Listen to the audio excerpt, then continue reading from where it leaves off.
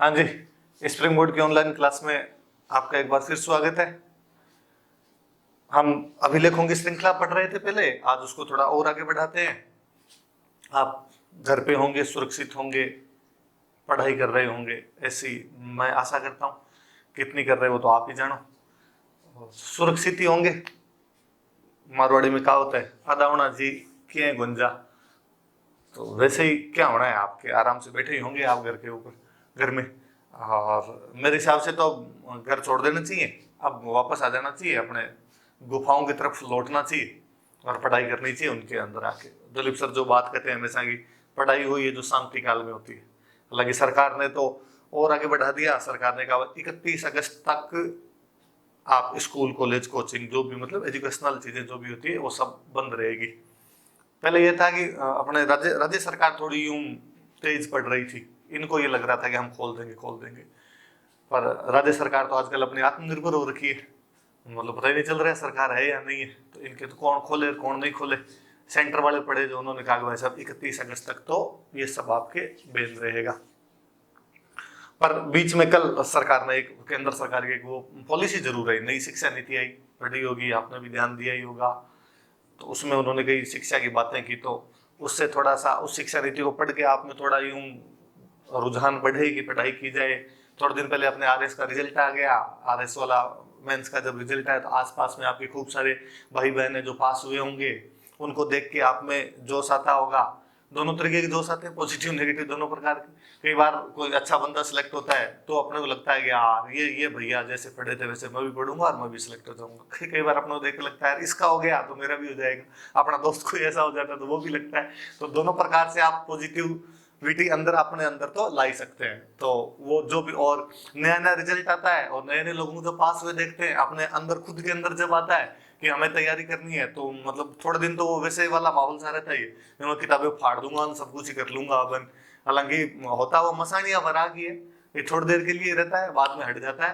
पर यदि कोई लंबे समय तक उसको जारी रखने में कामयाब हो जाए तो उससे अच्छी तो कोई बात ही नहीं है। उम्मीद है कि आप में लंबे समय तक कायम रहेगा। आप पढ़ाई शुरू करेंगे, घर पे कर सके तो घर पे करेंगे, यहाँ जयपुर आके अपने अपने जो भी आपके रूम थे, आप अस्त्र शस्त्र संभाल के यहाँ करना चाहेंगे तो यहाँ करेंगे।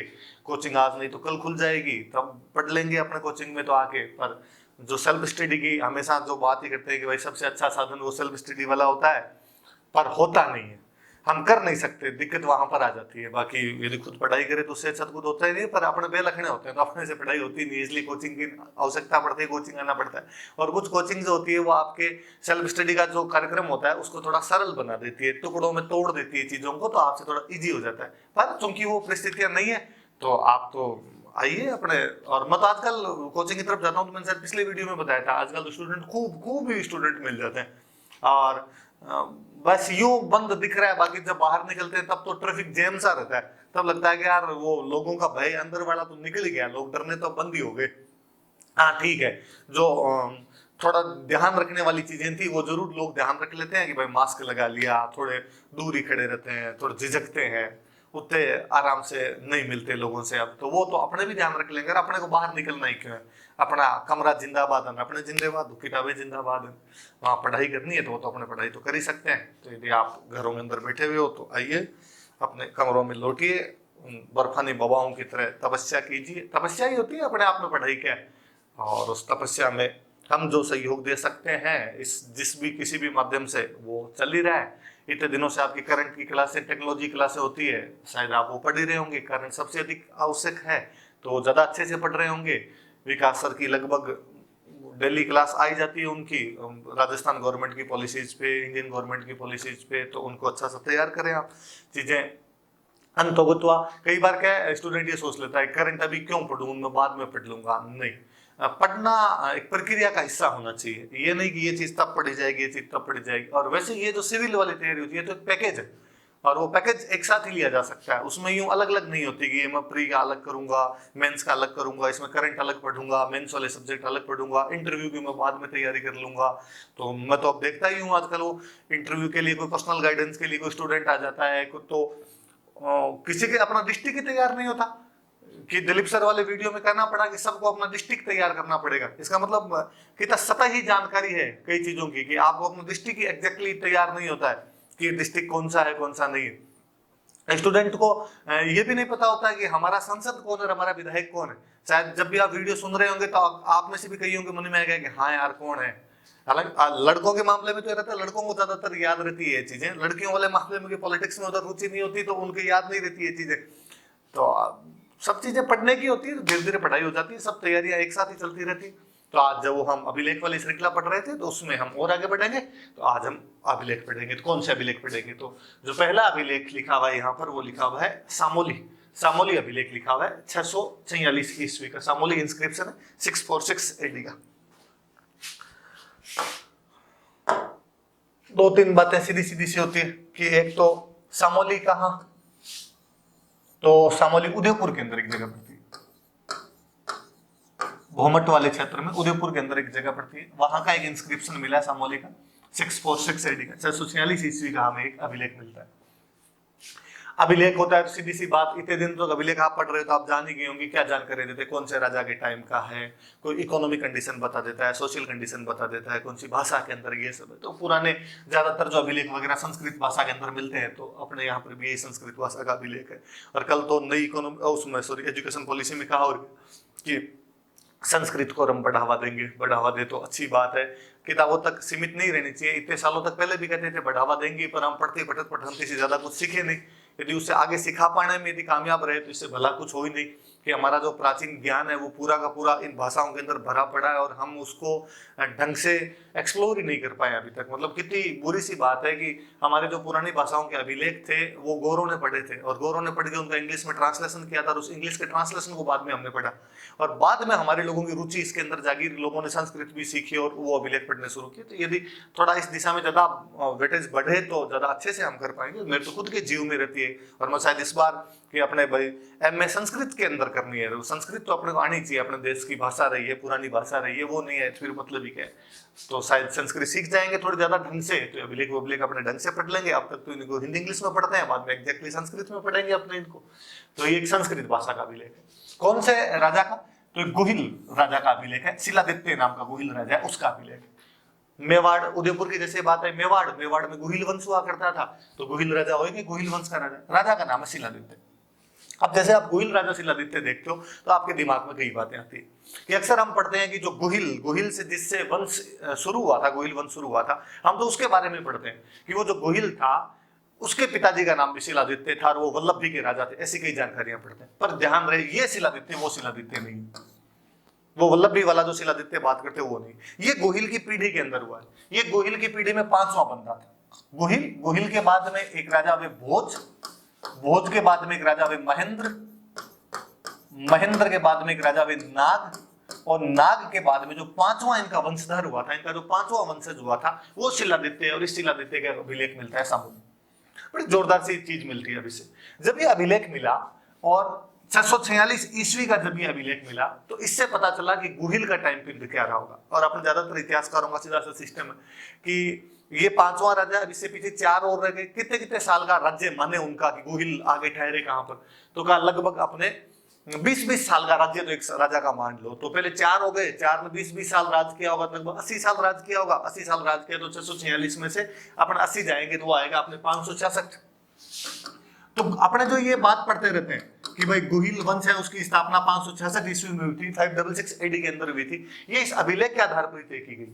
तो सामोली अभिलेख का सबसे बड़ा कोई महत्व है तो गुहिल वंश का समय निर्धारण करने में सहायक है। उसकी टाइमलाइन, गुहिल डायनेस्टी की टाइमलाइन यदि कोई बता पाता है तो वो वाला ये वाला अभिलेख है। गुहिल वंश की समय बताने का अभिलेख जो है वो सामोली अभिलेख है, समय निर्धारण करता है। लिखा भाई नीचे कि टाइमलाइन डिसाइड करने का उसका एक तरीका है। तो ये ध्यान रखना भाई इस माध्यम से। अब याद रखना कि 566 ये कहां से निकालते हैं, तो इस प्रकार से। तो ये शिलादित्य वो गुहिल के पहले वाला शिलादित्य नहीं है, गुहिल के बाद वाला शिलादित्य। और गुहिल के पहले वाले शिलादित्य के ऊपर तो अभी तक खूब सारे विवाद है कि वो वास्तव में गुहिल के पिता का नाम शिलादित्य था या नहीं था, गुहिल वल्लभी से आया था या नहीं आया था, इस पर खूब सारे डाउट है। क्योंकि 1869 के आसपास में आगरा से गुहिल के 2000 चांदी के सिक्के मिल गए। अब जिस खुद एक आगरा से 2000 चांदी के सिक्के मिल रहे हैं, इसका मतलब उसका आगरा के आसपास में कोई शासन रहा होगा, वहां पर उसके क्षेत्र का विस्तार रहा होगा तभी है। और यदि उसको इतने सिक्के मिलते हैं इसका मतलब स्वतंत्र राजा रहा होगा।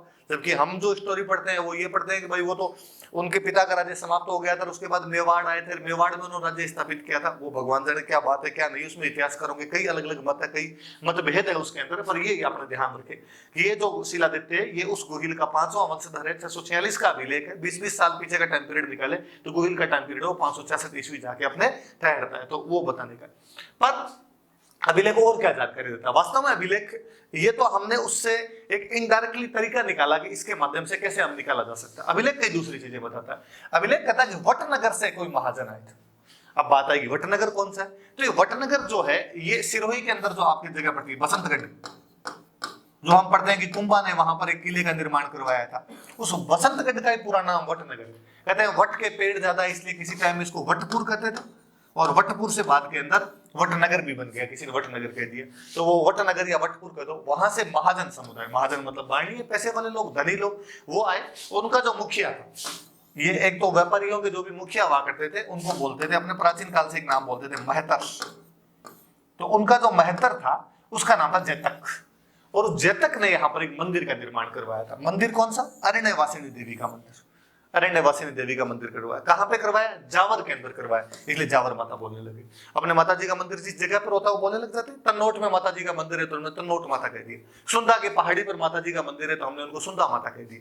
वैसे जावर के अंदर अरण्यवासिनी देवी का मंदिर है इसलिए हमने उनको जावर माता कह दिया। तो उसने यहाँ पर एक जावर माता का जावर के अंदर मंदिर बनवाया था। सामोली अभिलेख ये जानकारी देता है। कौन आदमी था? तो जैतक था, एक व्यापारिक संघ था, उसका मुखिया था, ये महतर था उसका, और उस व्यापारिक संघ की अनुमति से उसने इसका निर्माण करवाया। और कहा गया कि ये जो मंदिर था ये धनी पुरुषों से भरा रहता था, गायकों से भरा रहता था। 18 प्रकार के गायक, देश के अलग अलग कोनों के 18 प्रकार के गायक यहाँ पे स्तुति किया करते थे, माता जी की आरती किया करते थे। धनी पुरुष यहाँ पर आया करते थे। अब एक धनी पुरुष मंदिर का निर्माण करवा रहा है और खूब सारे धनी पुरुष यहाँ पर आते, इसका मतलब जावर में कुछ ना कुछ धन वाली चीज है, इसी वजह से यहाँ पर आते होंगे। फिर हम पढ़ते हैं कि जावर के अंदर हम पढ़ते हैं लाखा के टाइम में यहाँ पे चांदी की खानें निकल गई थी। वो एक लाखा के टाइम में वहां से शायद ढंग से चांदी निकलना शुरू हुई थी। बाकी वो एक खनन का केंद्र, एक माइंस का केंद्र बहुत पुराना रहा था। पुराने टाइम में वहां पे कॉपर और जिंक, हमें तांबे और जस्ते के खनन उद्योग की जानकारी मिलती है कि यहाँ से ये मिनरल्स मिलते होंगे, तो ये जानकारी भी ये देता। तो मतलब ये टाइमलाइन भी लाखा से पीछे जाती है कि नहीं साहब, जावर लाखा के टाइम में कोई चांदी की खान नहीं निकली है, इससे पहले खनन उद्योग का एक केंद्र था। इसीलिए वटनगर वाले जो थे वो यहाँ पर आए थे, इसीलिए मंदिर बना तो उसके अंदर खूब सारे धनी पुरुष रहते थे। उस खनन उद्योग की तरफ जानकारी देता है। फिर इस जैतक महतर के बारे में एक बात हो, इसके बारे में है कि इसने अंतिम समय में अग्नि के अंदर प्रवेश कर लिया। कोई जगह का नाम लिखा होगा, देवबुक नाम के स्थान पर कोई मंदिर रहा होगा देवता का, उसके आसपास में इसने अग्नि में प्रवेश कर लिया। अगर ये अपने भारत के अंदर अपनी मृत्यु नजदीक आने पर अपने मृत्यु के अलग अलग कई तरीके लोग अपना लिया करते थे। जल समाधि लिया करते थे, अग्नि समाधि लिया करते थे। तो उन्हीं में से ये कि अग्नि समाधि का तरीका रहा होगा कि बंदे ने अग्नि समाधि ले ली होगी, जिसे अपने जैनों का समथारा होता है, कुछ वैसा ये अग्नि समाधि जैसे। और समाधि के तो अपने वैसे खूब सारे मिलते हैं, सीधे अपने तो जमीन में समाधि के मिलते हैं। अपने तो रामदेव जी महाराज, जाम्बू महाराज, इन सब ने समाधि ली थी। हम अग्नि समाधि का, और मुझे याद आता है पृथ्वीराज चौहान का भाई था हरिराज, और हरिराज जब हार जाता अजमेर के अंदर तुर्कों से, तो उसके बाद में अपने परिवार सहित यहाँ पे अग्नि समाधि ले लेता है। जल समाधि के खूब सारे उदाहरण मिलते हैं अपने, कि अपने तो बहुत बड़े कवि हुए ईसरदास जी ने जल समाधि ली थी। बहुत अच्छा राजस्थानी का दोहा है, ईसर घोड़ा झोंकियान महासागर रे माए को तारण हारो तार सीन साई पकड़ी माए। तो अलग अलग कई तरीके होते थे, शायद इसने भी अग्नि समाधि यहाँ पर ले ली होगी। पर ये अपने आप में एक धार्मिक स्थिति तो बताती है, एक रिलीजियस कंडीशन के बारे में तो इशारा करता है। ये तो बताता है कि उस समय ऐसी कोई कस्टम रही होगी, ऐसी कोई प्रथा रही होगी कि लोग अग्नि समाधि भी लेते होंगे। तो ये सामोली वाला अभिलेख है। तो सामोली वाला अभिलेख जावर के बारे में जानकारी देता है कि जावर माता का मंदिर है। जावर माता का मंदिर जैतक महतर ने बनवाया। वो लोग वटनगर से आए थे, वो एक महाजन संघ था, उसका मुखिया था, तो उस महाजन संघ का नामन मिलता है। इसका मतलब उस समय ऐसी संस्थाएं हुआ करती थी, ये भी पता चलता है। कैसे इंस्टीट्यूट बनते थे, वो इंस्टीट्यूट मंदिर आदि बनवाने के काम किया करते थे, या लोगों के वेलफेयर के कई प्रकार के वो काम किया करते थे। ये जानकारी अभिलेख अपने आप में दे रहा है। और गायकों से, धनी पुरुषों से मंदिर भरा रहता था, उससे पता चलता है कि भाई मंदिर के उस समय बहुत बड़ी प्रतिष्ठा हो गई होगी, तभी लोग इतने बाहर से लोग आते होंगे, गाने वाले आते होंगे, दूसरे कोई आपके धनी पुरुष यहाँ पर आते होंगे। फिर वो अग्नि में प्रवेश कर लेता है, इससे पता चलता है कि ये उस समय कोई ना कोई रिलीजियस कस्टम रहा था, सोशल कस्टम रहा होगा। और तांबे और जस्ते की खानों की जानकारी देता है, तो उसके टाइम का जो आपकी माइंस थी यहाँ पे कॉपर और जिंक की, उनकी जानकारी मिल रही है। और फिर जो मैंने सबसे बताया टाइमलाइन, गुही डायनेस्टी की टाइमलाइन डिसाइड करने का यदि कोई तरीका है तो सामूली अभिलेख उसमें बहुत अच्छे तरीके से उतरता है। कौन से राजा का है, तो शिलादित्य के टाइम का अभिलेख है। अभिलेख के बारे में तो यही जानकारी, क्योंकि बात आई जावर की, इसलिए जावर की थोड़ी सी बातें और बता देते हैं। जावर की जब हम आगे और बात करते हैं तो जावर के बारे में आता है कि कुंभा ने अपनी बेटी रमाबाई जावर प्रगना दिया था। कुंभा की बेटी हुआ करते थे रमाबाई, और उनको ये जावर प्रगना दिया गया था। उनकी इस मंडलिक नाम के राजा के साथ में शादी की हुई थी, और जब उनके पति की डेथ हो गई थी तो वो वापस आ गए थे, मेवाड़ आ गए थे। कुंभा के बाद में जो राजा बने थे रायमल, जो भाई थे इनके रमाबाई के, इनके टाइम में वो वापस आ गए थे। और जावर के अंदर रमाबाई ने भी यहाँ पर एक रमाकुंड बनवाया था अपने नाम। विष्णु भगवान का एक मंदिर बनवाया था, उसका नाम भी रख दिया रमा स्वामी। हम और जानते हैं रमाबाई के बारे में कि जिस प्रकार कुंभा बहुत बड़े विद्वान हुए थे, रमाबाई भी उतनी बड़ी विद्वान थी और संगीत में रुचि रखती थी, म्यूजिक में इंटरेस्ट रखती थी, इसलिए इनको वागीश्वरी भी कहा जाता है। और रमाबाई का भी एक अभिलेख जो है वो वहां मंदिर के पास में जावर के अंदर लगा हुआ है, तो वो अभिलेख भी ये चीजें बताता है कि वापस आ गए थे, रमाकुंड बनवाया था, रमा स्वामी का मंदिर बनवाया था, विष्णु भगवान का मंदिर है, वागीश्वरी कहा जाता है। वागीश्वरी मतलब मां सरस्वती, इस पर सरस्वती कृपया बनी वो वागीश्वरी। वैसे रमा, रमा का मतलब होता है लक्ष्मी, तो मतलब लक्ष्मी की उपाधि जो है वो वागीश्वरी उनकी उपाधि हो रही है अपने आप में। रमाबाई को जावर प्रगना दिया गया था, वो बाद में यहाँ पे जावर के अंदर रहती थी। ये देखो ये चीज एक तरफ और इशारा करती है, कई बार क्या चीजें केवल फैक्ट में काम नहीं आती। रमाबाई को जावर प्रगना दिया गया, ये बात यह बताती है कि उस समय साधारण परिवार की महिलाओं को भले ही नहीं हो, लेकिन राज परिवार की महिलाओं के पास में आर्थिक अधिकार, इकोनॉमिक राइट्स हुआ करते थे। राज परिवार की जो रानियां होती, जो राजकुमारियां हुआ करती थी, उनके खर्चे के लिए ऐसी जगह दी जाती थी कि वहां का पूरा रेवेन्यू वो लिया करती थी। और हमें राजकुमारियों के जैसे कई उदाहरण मिलते हैं। मैंने बताया कि रमाबाई को जावर प्रगना दिया गया था। दक्षिण भारत में एक राष्ट्रकूट राजा हुए थे अमोघ वर्ष, और अमोघ वर्ष की बेटी थी चंद्रोपलब्धे। और अमोघ वर्ष ने अपनी बेटी चंद्रोपलब्धे को जो रायचूर दोआब का इलाका है वो पूरा रेवेन्यू के अंदर दे दिया था कि यहाँ का पूरा रेवेन्यू ये लेगी, मेरी बेटी चंद्रोपलब्धे लेगी। जो मुगल बादशाह शाहजहां हुए, शाहजहां की जो शहजादी थी जहांआरा, जहांआरा को सूरत बंदरगाह दिया गया था। सूरत बंदरगाह का पूरा रेवेन्यू वो लिया गया था। सूरत बंदरगाह मुगल काल के अंदर बहुत बड़ा बंदरगाह हुआ करता था, व्यापार का, पश्चिमी भारत में व्यापार का एक मुख्य साधन हुआ करता था, वहां का पूरा रेवेन्यू वो लिया करती थी। और जहांआरा तो अपने टाइम की शानदार डिजाइनर हुई थी, कहते हैं कि अपने चांदनी चौक का पूरा जो नक्शा है वही जहांआरा ने बनवाया था। तो ये चीजें बताती है कम से कम राज परिवार की महिलाएं तो इस प्रकार के कार्य भी किया करती थी, उनको रेवेन्यू भी मिला करता था, वो इकोनॉमिकली, सोशली हर तरीके से एक्टिव रहा करती थी। तो वो सब अपने को जानकारी इसके माध्यम से मिल जाती है। तो ये थोड़ी सी रमाबाई वाली एक्स्ट्रा बातें हैं जो मैंने आपको बता दी, याद रख लेना। बाकी जो सामूल्य अभिलेख सीधे सीधे 3-4 जो बातें बताता है वो सीधे याद रखना पड़े। तो अब इसके बाद अगला अभिलेख पढ़ते हैं। एक अभिलेख और दिया हुआ है, अभिलेख लिखा हुआ है श्रृंगी ऋषि का अभिलेख। श्रृंगी ऋषि का शिलालेख कर दो, श्रृंगी ऋषि का अभिलेख, रोक एडिक्ट कर दो या इंस्क्रिप्शन कर दो आप। 1428 ईस्वी का अभिलेख है। पहले तो इस पे आए कि भाई श्रृंगी ऋषि कौन थे, कहां से अभिलेख मिला है। तो ये जगह तो ये भी उदयपुर में एकलिंग जी जिनको अपने बोलते हैं, एकलिंग जी से थोड़ा सा आगे श्रृंगी ऋषि के नाम से एक स्थान है, वहां पर यह अभिलेख लगा हुआ। तो श्रृंगी ऋषि कौन थे? जैसे श्रृंगी ऋषि के बारे में कहा जाए तो श्रृंगी ऋषि के लिए कहा जाता है कि भाई भगवान ब्रह्मा, ब्रह्मा जी के वे मनु, मनु के वे कश्यप, और कश्यप के पुत्र वे विभांडक, ऋषि विभांडक हुए थे। और जो ऋषि विभांडक हुए थे उन्होंने घोर तपस्या की। उनके ऐसा आपने पौराणिक किताबों में आता कि उनकी घनघोर तपस्या से इंद्र को अपना सिंहासन डगमगाता हुआ नजर आया, और इंद्र ने उन ऋषि की तपस्या भंग करने के लिए अप्सरा को भेज दिया था, और उस अप्सरा का नाम था उर्वशी। और विभांडक ऋषि और उर्वशी की जो संतान थे उनका नाम था श्रृंगी। कहते हैं कि इनके सिर पे सींग जैसा सा कुछ उगा हुआ था, इसलिए इनका नाम श्रृंगी पड़ गया था। कालांतर में कहते हैं विभांडक ऋषि को जब इस बात का पता चला, उर्वशी बाद में चली गई, वो जब मायाजाल हटा उनसे, उनको पता चला, तो उन्होंने कहा कि भाई मैं मेरे पुत्र के पास में किसी भी महिला को नहीं आने दूंगा। लेकिन भाई कब तक संभाल के रखते। एक बार पापा बाहर गए और पास में अंग देश पड़ता था, अंग देश का राजा था रोमपाद, और रामपाद ने एक दिन खूब सारी और लड़कियां भेजी और कहा भाई इस बार श्रृंगी ऋषि को रिझाया जाए, और श्रृंगी ऋषि रिझ गए, तैयारी बैठा था। और बाद में कहते हैं कि भाई रोमपाद जो थे उनके पुत्री थी शांता, और शांता के लिए वैसे कहा जाता है कि वो राजा दशरथ की पुत्री थे। और राजा दशरथ की पुत्री शांता के साथ में श्रृंगी ऋषि की बाद में शादी हो गई थी। और श्रृंगी ऋषि के लिए कहा जाता है कि इन्होंने बाद में दशरथ के लिए पुत्र यज्ञ किया था और उनसे उनके 4 पुत्र उत्पन्न हुए थे, राम लक्ष्मण भरत शत्रुघ्न की जो कहानी पढ़ते हैं वो इन्हीं श्रृंगी ऋषि से संबंधित है। अपने बाद में उदयपुर से इनका लेना देना, वो उस स्थान से भी उनका लेना देना रहा, इसलिए उस स्थान का नाम ही अपने तो श्रृंगी ऋषि पड़ गया।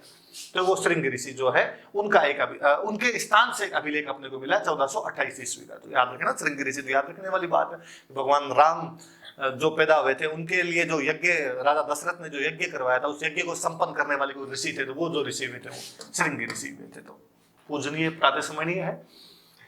अब ये अभिलेख वही मैंने बता दिया, उदयपुर में एकलिंग जी के पास से मिला, वही संस्कृत भाषा का अभिलेख है। अब 1428 का जब टाइम देखते हैं तो ये कुंभा के जो पिता हुए थे मोकल के टाइम का अभिलेख है। तो कोई सिंपल सा पूछ ले कि श्रृंगी ऋषि का अभिलेख कौन से राजा के टाइम का, तो मोकल के टाइम का। अच्छा, मोकल ने ये अभिलेख यहाँ पे क्यों लिखवाया, क्या जानकारी देता है?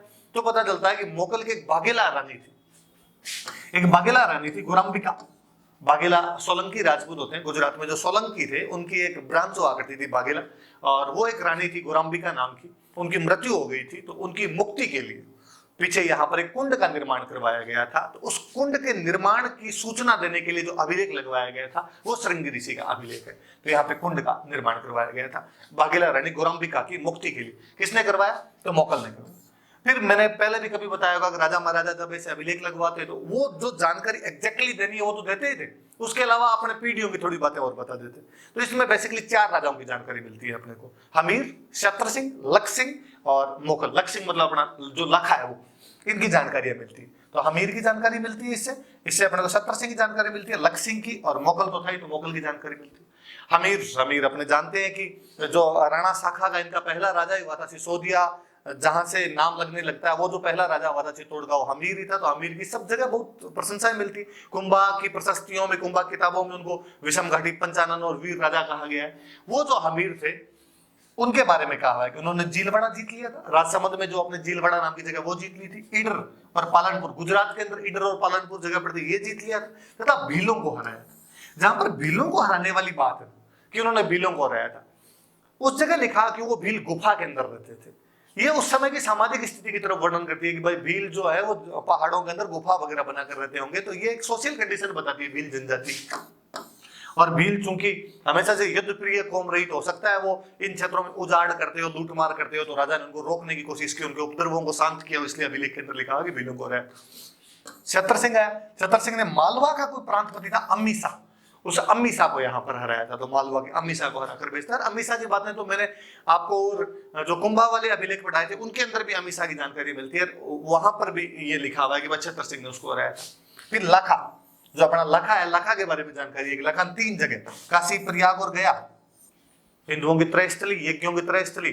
काशी, प्रयाग जो अभी प्रयागराज किया गया, जिसको पहले हम इलाहाबाद बोला करते थे, गया जो बिहार के अंदर जगह पड़ती है, कि यहाँ पर पहले जब यज्ञ करने जाते तो जब मुस्लिम राजाओं का टाइम आ गया था, तो जब यहाँ को यज्ञ करने जाता तो उसे टैक्स लिया जाता था। लेकिन लखा जाता है, लखा तीनों केंद्रों को कर मुक्त करवाता है। ये जानकारी को पूछ लेंगे, याद रखना कि भाई प्रयाग, गया और काशी के अंदर कर समाप्त करवाने वाला मेवाड़ का राजा कौन था? तो लखा या लख सिंह जिसको अपने कहते हैं वो था। कहते हैं गया के अंदर तो उसने मंदिर भी बनवाया था, शिव मंदिरों का निर्माण करवाया था यहाँ पे गया, तो वो जानकारी दी। फिर मोकल की जानकारी मिलनी है क्योंकि मोकल का अभिलेख है। तो मोकल के बारे में 2 बड़ी बड़ी सी बात है, एक तो नागौर के फिरोज खान को हराया था, एक गुजरात के अहमद शाह को हराया था। 2 तो ये नागौर के फिरोज खान और गुजरात के अहमद शाह को इसने हरा दिया। नागौर और गुजरात वाले जो अपने मुस्लिम राजा थे आपस में भाई बंद थे, इनमें रिलेशन था। पहले इनकी रियासत नागौर में हुआ करती थी, बाद में नागौर वालों में से कोई एक बंदा जाके बाद में गुजरात के अंदर अपना राज्य स्थापित करता है। और वैसे भी अपने राजस्थान में सबसे पहले मुस्लिम के अंदर कोई स्थापित हुआ था तो नागौर ही हुआ था, मतलब अजमेर से भी बहुत पहले स्थापित हो गया था नागौर के अंदर ये। तो नागौर और गुजरात के दोनों राजाओं को इसने हरा दिया था। फिर इसमें और जानकारी है कि ये कुंड तो बनवाया था यहाँ पे, और जानकारी जिसने एकलिंग जी के मंदिर का रैम्पार्ट बनवाया था। एकलिंग जी के मंदिर का जो परकोटा है, उसकी जो प्राचीर है उसका निर्माण करवाया था, परकोटा बनवाया था, और वहां पे 3 दरवाजे और बनवाए थे। आप अपने क्लास वाले नोट्स देखोगे तो उनके अंदर सीधा सीधा सा लिखा हुआ और मिलेगा आपको कि एकलिंग जी के मंदिर का परकोटा किसने बनवाया था? तो मोकल ने बनवाया था। तो अब याद रखना या वहां पे आगे लिख लेना कि ये जानकारी हमें कौन सा अभिलेख दे रहा है, तो ये जो श्रृंगी ऋषि का अभिलेख है वो ये जानकारी दे रहे हैं। फिर ऐसी जानकारी है कि मोकल ने 25 तुला दान किए थे।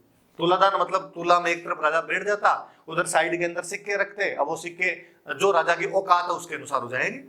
राजा यदि ढंका है तो कोई सोने का दान करे, कोई चांदी का दान करे, कोई ज्यादा ढंका नहीं है तो बोले कोई तांबे की देके, पीतल के सिक्के देके। और कहा जाता है कि राणा राज सिंह ने तो एक बार जो उदयपुर महाराणा हुए थे उन्होंने तो रत्नों का दान किया था। मतलब दुनिया में एकमात्र को रत्न तुला दान किसी का उदाहरण मिलता है तो राज सिंह का मिलता है। तो उससे पहले वाले भी इस मामले में दानवीर रहे होंगे। तो मोकल ने 25 बार तुला दान किए थे। उनमें जो एक तुला दान है वो पुष्कर के वराह मंदिर के अंदर किया गया। हम ये भी अपने नोट्स में आप लिखा हुआ देख लेंगे कि पुष्कर के अंदर वराह मंदिर है। तो वो जो पुष्कर वाला वराह मंदिर है वहां पर मोकल आए थे और उन्होंने वहां पर भी एक तुला दान किया था। टोटल 25 तुला दान है जिनमें से एक ही। फिर ये जानकारी कि जब ये यहाँ पर कुंड बनवा रहे थे तो इसकी आज्ञा उन्होंने अपने धर्मगुरु से ली और उनके धर्मगुरु का नाम था त्रिलोचन। त्रिलोचन नाम के धर्मगुरु से इसकी आज्ञा ली। और फिर जब ये बन गया तो इसकी जब प्राण प्रतिष्ठा करने के लिए, इसकी जब स्थापना करने के लिए आए तो अपने एक अन्य रानी के साथ आए। उस रानी का नाम था मायापुरी। गोरंबिका नाम की रानी के लिए कुंड बनवाया जा रहा है, उसकी मुक्ति के लिए बनवाया जा रहा है तथा उसकी प्राण प्रतिष्ठा के समारोह में मोकल के साथ एक अन्य रानी आती है, उनका नाम है मायापुरी।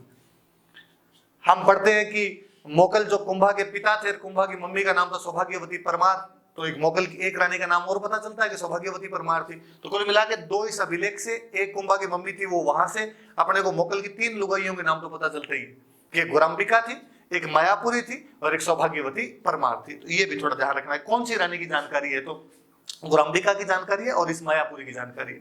फिर इसकी रचना किसने की थी? तो इसकी रचना कविराज वाणीविलास योगेश्वर, कविराज और वाणीविलास तो इनकी उपाधि है, योगेश्वर इनका नाम है। तो उन्होंने इसकी रचना की थी। कंपोजर थे मतलब वो इसके। और इसको खोदने वाला कौन था? एनग्रेवर कौन था इसका? तो एनग्रेवर जो थे वो थे फना। तो फना हो गए होंगे उसको खोदते खोदते।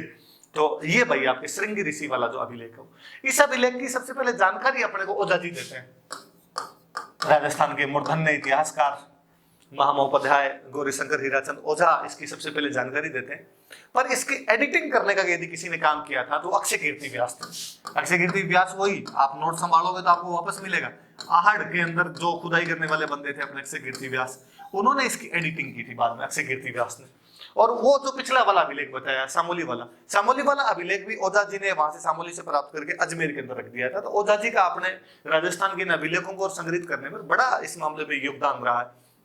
अपने सिरोही के रहने वाले थे, रोहिड़ा गांव पड़ता है, वहां के रहने वाले थे और बॉम्बे पढ़ा करते थे। और वहां जब हिस्ट्री पढ़ी, रोमन हिस्ट्री पढ़ी, ग्रीस की हिस्ट्री पढ़ी, उन्होंने मिस्र की हिस्ट्री पढ़ी, तो उनको बड़ा अच्छा लगा और उनको लगा क्यों ना मैं भारत की हिस्ट्री पढ़ूं। और भारत में भी उनको लगा, भारत की हिस्ट्री पढ़ने लगे तो जेम्स टोड, तब नई नई किताब हिट हुई थी जेम्स टोड की, तो जेम्स टोड को पढ़ना शुरू किया। जेम्स टोड को पढ़ा तो उनको लगा कि यार काम भारत के अंदर भंभोड़े मार रहा हूँ, ये टोड इतनी मेहनत करके अपने राजस्थान पे इतनी शानदार हिस्ट्री लिख के गया है, क्यों ना मैं इस मेहनत को आगे बढ़ाऊं। बाद में अपने उदयपुर आ गए थे। उदयपुर में उसमें वीर विनोद लिख रहे थे। अपने जो कवि राजा श्यामल दास जी थे वो वीर विनोद लिख रहे थे, तो बाद में उनके सहायक बन गए थे या उदयपुर के अंदर रहते थे। इतिहास में एक बड़ा बड़ा नाम है। आजादी से थोड़े दिन पहले मृत्यु हो गई थी, शायद देश की आजादी के बाद और रहते तो इस दिशा में और प्रयास करते, हम और लाभान्वित होते। पर फिर भी ओझा जी ने जितना जो इन अभिलेखों के लिए योगदान दिया तो यूं जीव भरता है इनके लिए, यार वास्तव में कितना अच्छा काम करके गए होंगे। तो ये जो श्रृंगी ऋषि वाला अभिलेख है 1428 ईस्वी का और मोकल के टाइम का अभिलेख है। और बेसिकली इन 4 राजाओं की लिए जानकारी देता है। श्रृंगी ऋषि के बारे में मैंने आपको थोड़ी बातें बताई थी, कौन थे क्या थे। उनका एकलिंग जी के पास वहीं पर स्थान बना हो। चलो आज अपने 2 ही अभिलेख पढ़ेंगे, ये पढ़ना क्योंकि इनमें खूब सारी जानकारी है। और वैसे भी मैं ज्यादा पढ़ा दूं तो लास्ट तक कोई पढ़ता भी नहीं है, वीडियो को देखता भी नहीं है, तो 2 होंगे छोटे होंगे तो थोड़ा आप देख लो। धन्यवाद।